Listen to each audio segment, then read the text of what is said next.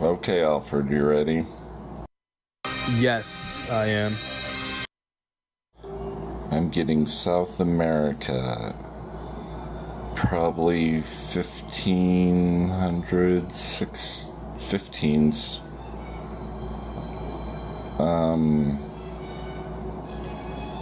South America, right center part. You're right along the coastline.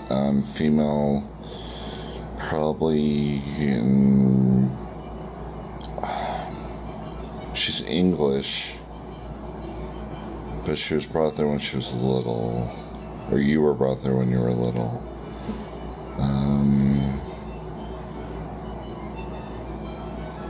Hold on here. Okay, I'm getting plantations type thing. It's cotton. It's cotton, because this was before the U.S. had the major thing in it. So this had been mid 1500s to the 1600s. So your parents were from Europe. You were born in Europe. You did go to South America. They did have options because they wanted as much as they could. They would lease out plantations. There wasn't really a thing with slavery down there, but you could do sweatshop type of money.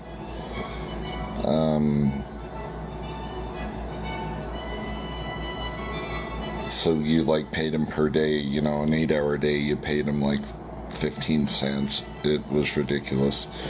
One thing that your father did teach you, because they did lease that plantation, you did have the option to buy the plantation. Europe bought all this land and these plantations, and that's how they got a lot of their banks got money there, was because of these rent a plantation, I guess is how you'd put it. You see that you're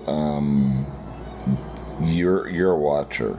You watch people. You watch how people work. You watch how people react. You understand people because of that.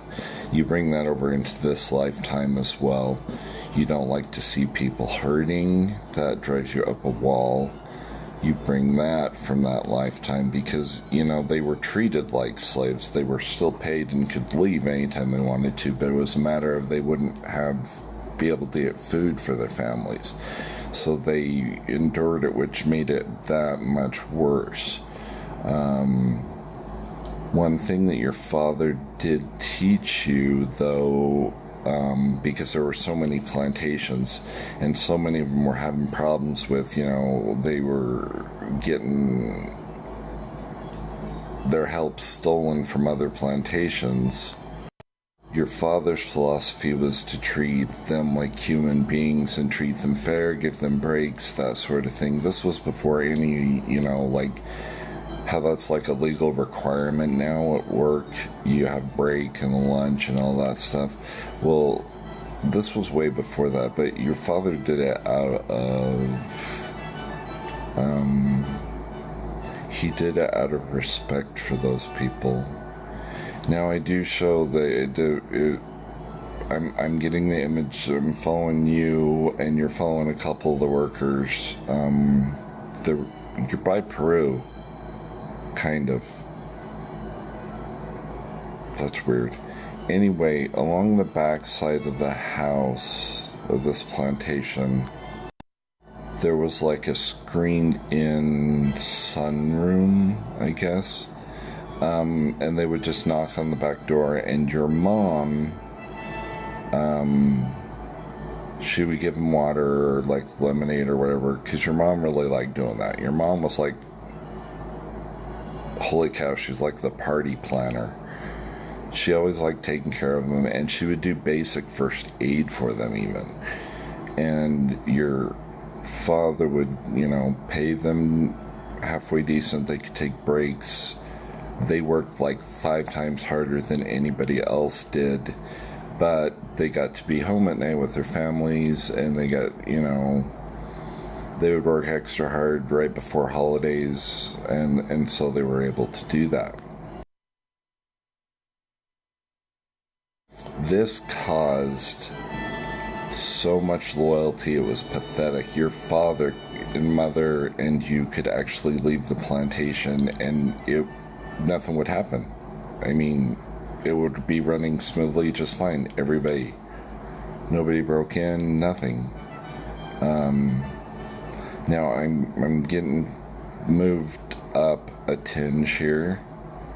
I see that you do marry someone native there.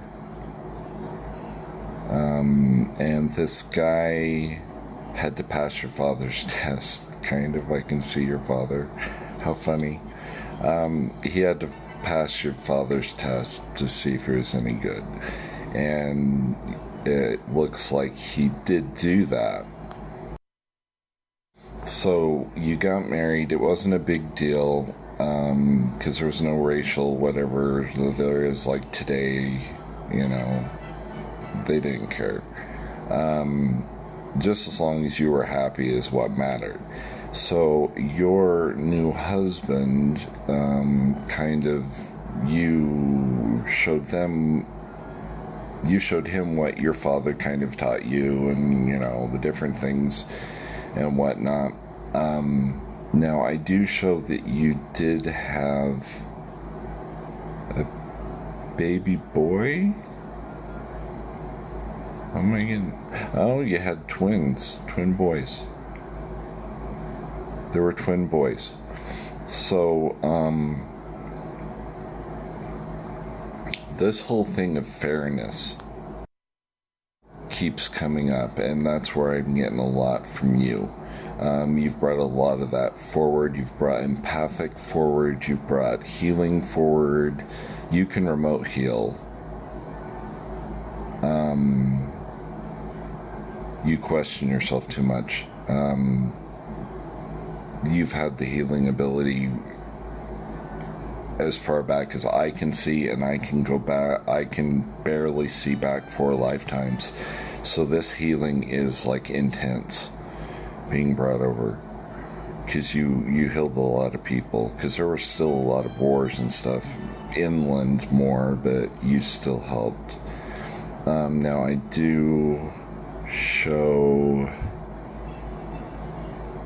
that your dad finally let your husband run the plantation, and they actually bought it out for him. That was to be your 2 sons' plantation. Your dad was just to run it,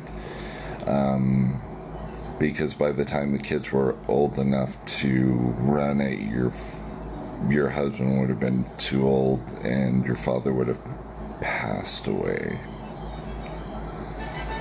So I'm showing where other plantations and everything, were trying to figure out what was going on. Since spies, you get nervous that people are watching you, that you're judged. You bring that over to this lifetime.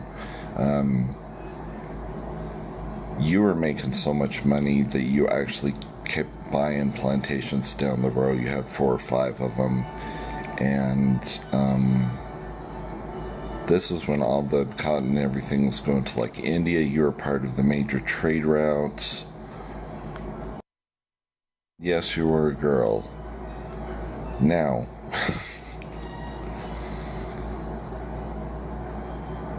you basically ran it anyway, because you had to follow your father's legacy. That was your big thing. But you did take care of a lot of that stuff.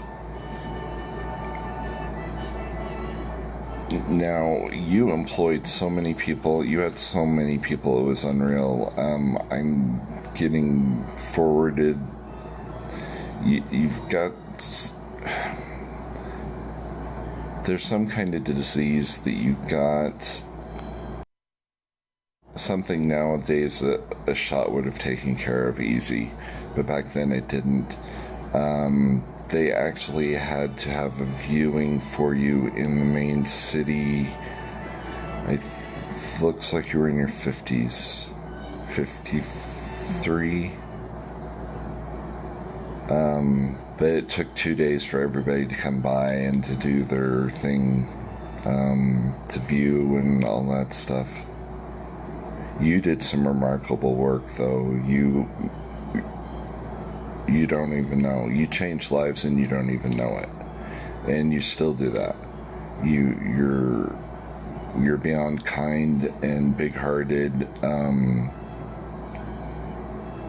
and there's always a misconception between masculine and feminine energies and all that jazz. You've just got a big heart and you love to help people. And that's been proven time and time again. This one time in South America is the lesson you learned. That's where you learned to put everything from the past together, the healing, the loving, everything. You are a spectacular human being.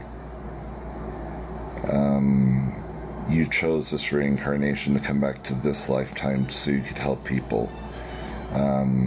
Because when you die, you do actually have the choice of reincarnating and trying to get to a higher plane, or you can stick with the plane you're at, or you can just veg out in that plane and then come back later. So I mean, timelines don't mean anything. But yeah, you are an empath. Use that. My guys are telling me to use the empathic abilities that you have to guide your healing abilities, because they're going to go hand in hand, because you're going to be able to isolate things easier, because you'll be able to feel where it's at instead of trying other ways. Clairvoyance is going to dawn open on you shortly. That's the lesson in this life, is clairvoyance. So get ready, because that's the aha moment I was telling you about. You're gonna start clairvoyance. That's what my guide is telling me. And that's why the empathic came out the last lifetime, because if you were female back then, it was more acceptable to show your emotions. So, see, there's a rhyme and reason to everything.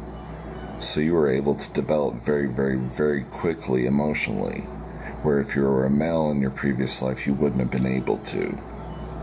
So I hope this rings true with you, and I hope you liked it. Thanks, you guys.